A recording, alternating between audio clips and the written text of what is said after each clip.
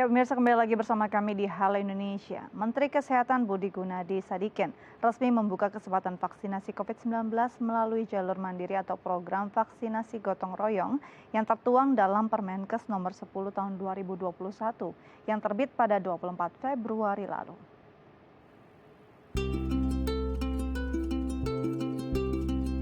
Guna mendukung percepatan target pembentukan kekebalan massal atau herd immunity, pemerintah melalui Kamar Dagang dan Industri Indonesia telah resmi membuka kesempatan pelaksanaan vaksinasi mandiri, yang dikenal dengan program vaksinasi gotong royong bagi para pelaku usaha sebagai usaha melindungi para pekerja agar tetap aman bekerja meski di tengah pandemi COVID-19.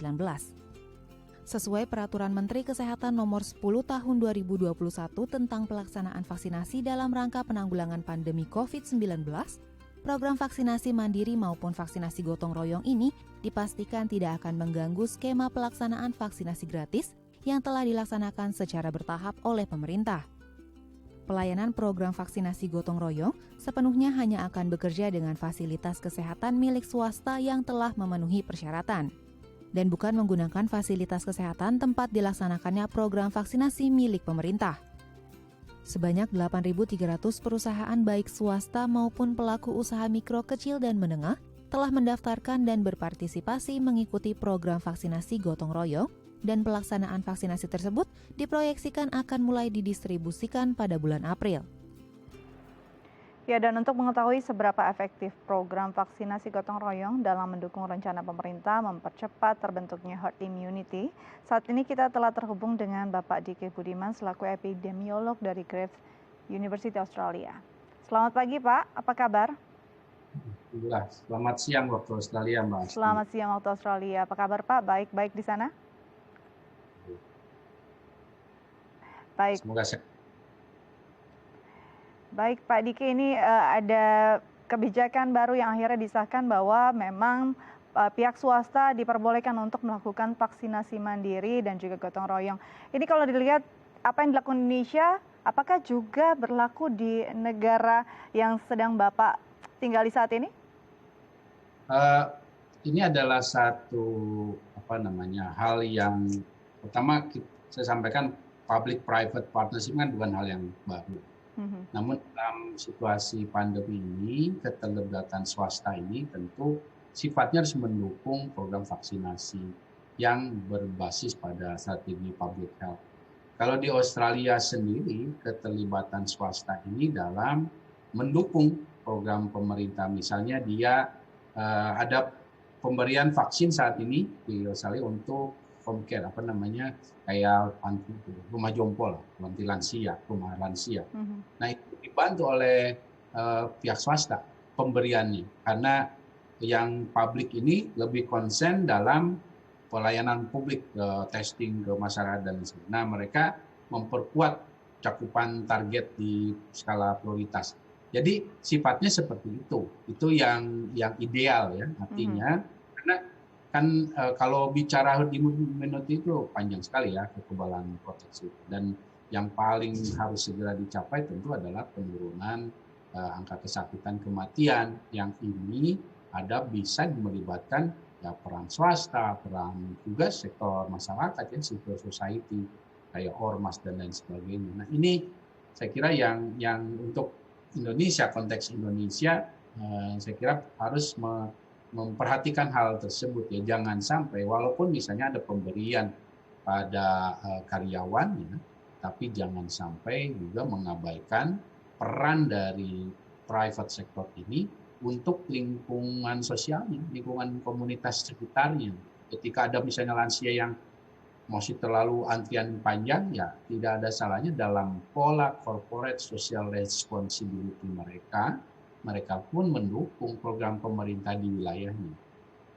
Baik, jadi yang memang perlu digarisbawahi bahwa ini memang tanggung jawab sosial bersama-sama, dan memang mereka yang prioritas juga harus diperhatikan, tidak hanya karyawan si pelaku usaha ini sendiri ya Pak? Betul Mbak Asti. Jadi supaya sifatnya sekali lagi dalam banyak peran keberhasilan public-private partnership ini atau kemitraan pemerintah dengan sektor swasta dalam program pembangunan kesehatan, banyak sekali, karena saya lama di pemerintahan juga ya. malaria, itu ada pemitraan ini, HIV, AIDS, bahkan demam berdarah. Nah, itu sifatnya sekali lagi haruslah mendukung capaian program pembangunan atau misal capaian target pengendalian COVID-19 dalam hal ini yang berbasis strategi public health. Apa itu berbasis? Itu artinya merujuk dan memfokuskan pada kelompok yang berisiko, yang lansia, komorbid, pekerja esensial seperti tenaga kesehatan, ataupun pekerja sosial yang berfungsi sosial seperti guru. Gitu. Misalnya ada perusahaan di situ, di satu lokasi, dan di dekat diri perusahaan ini ada sekolah misalnya. Ya jangan abaikan.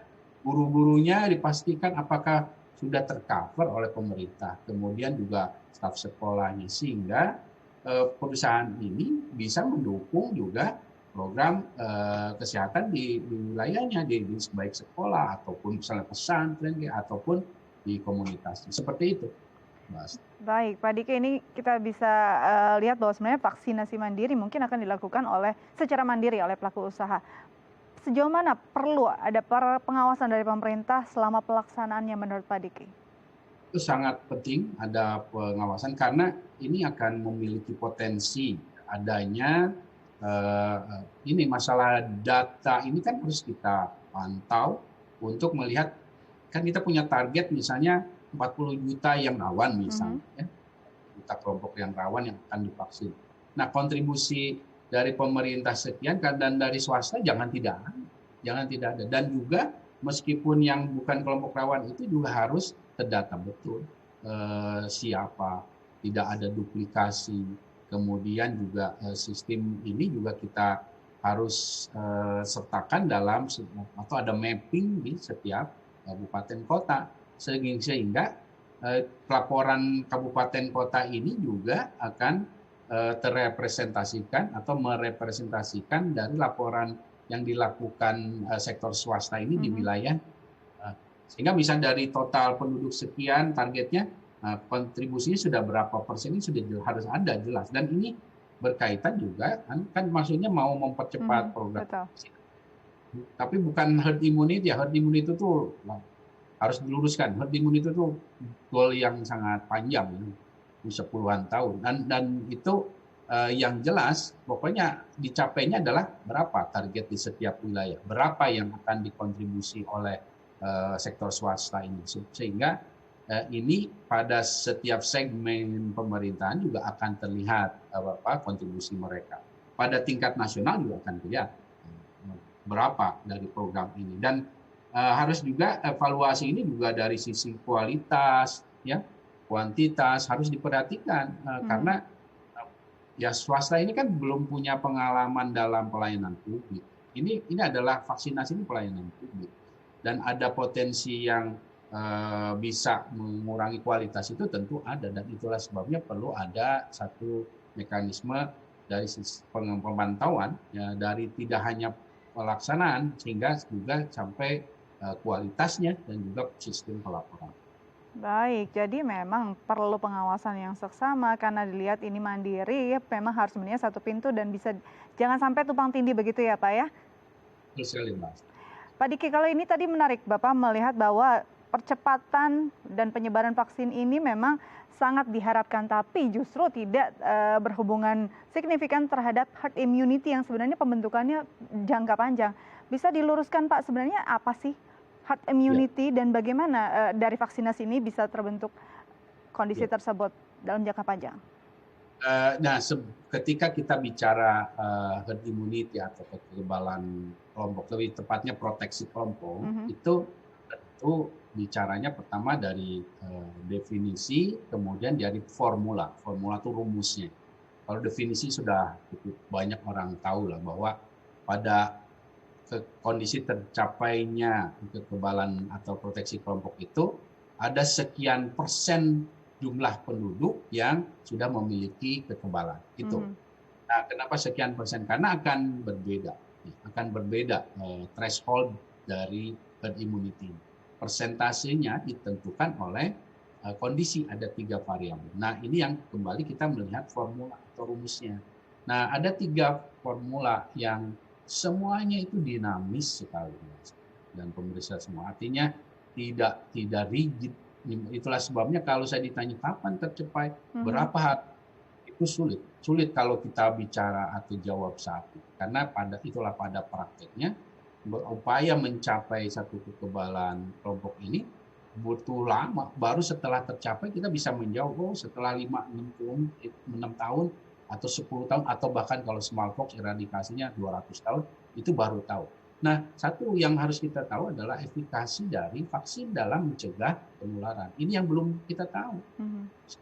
Berapa persen belum. Tapi berapa persen angkanya itu akan kita perlukan untuk menentukan berapa persen yang harus divaksin. Nah, saat ini ya ketika beberapa waktu lalu sebelum program vaksinasi di Indonesia dilakukan, saya ditanya pemerintah, ya saya mengestimasi di kisaran 60%. Sehingga kisaran yang harus divaksin penduduk Indonesia 78%. Satu itu yang harus kita tahu jawab. Kedua, angka reproduksi. Bicara angka reproduksi, ini banyak sekali yang berkontribusi dalam angka reproduksi. Karena semakin kecil angka reproduksi, maka semakin besar potensi tercapainya herd immunity, ya. Dan semakin semakin kecil yang harus divaksinasi. Tapi dengan catatan tadi angka efikasinya juga tinggi. Nah, masalah angka reproduksi ini dipengaruhi oleh juga 3T, 5M, pembatasan, apalagi sekarang ada strain baru.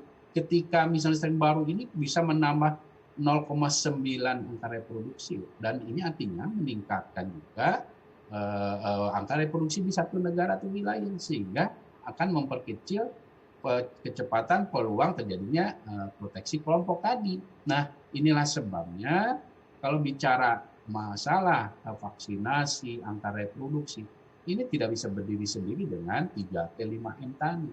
Kalau kita misalnya konsen saja pada vaksinasi, tapi 3T, 5M-nya itu diabaikan, atau tidak transparan, atau tidak dilakukan hanya di atas kertas saja, nah yang terjadi pada kenyataannya, vaksinasinya tidak akan sukses. Vaksinasinya bisa saja bukan tidak efektif, tapi dia akan menghadapi penghadang atau penghalang yang besar, seperti munculnya strain-strain baru. Akibat apa? Karena di lapangan kasus infeksi tidak kita kendalikan, dan lahirlah strain baru yang akhirnya mengurangi efektivitas dari vaksin itu. Kan itu kita yang rugi. Jadi inilah sebabnya kalau bicara kekebalan kelompok itu akan panjang, kemudian ketika tercapai selesai vaksinasinya, ya belum menjawab bahwa ini juga akan selesai. Sehingga ini harus betul-betul sejalan, ya, pasti 3T, 5M, vaksinasi, dan juga bila perlu ada sedikit pengetatan untuk memperkuat pengendalian kita. Baik, jadi memang vaksinasinya gencar, percepatannya juga, tapi pengendalian konfirmasi terinfeksinya juga harus terus berjalan agar tidak makin menyebar dan ada justru varian-varian baru begitu ya Pak ya. Pak Diki, terima kasih banyak sudah berbagi bersama kami di Halo Indonesia. Tetap jaga kesehatan, selamat kembali beraktivitas. Ya, pemirsa jangan kemana-mana, usai jeda kita akan berbincang tentang berbagi melalui warung sedekah. Tetap bersama kami di Halo Indonesia.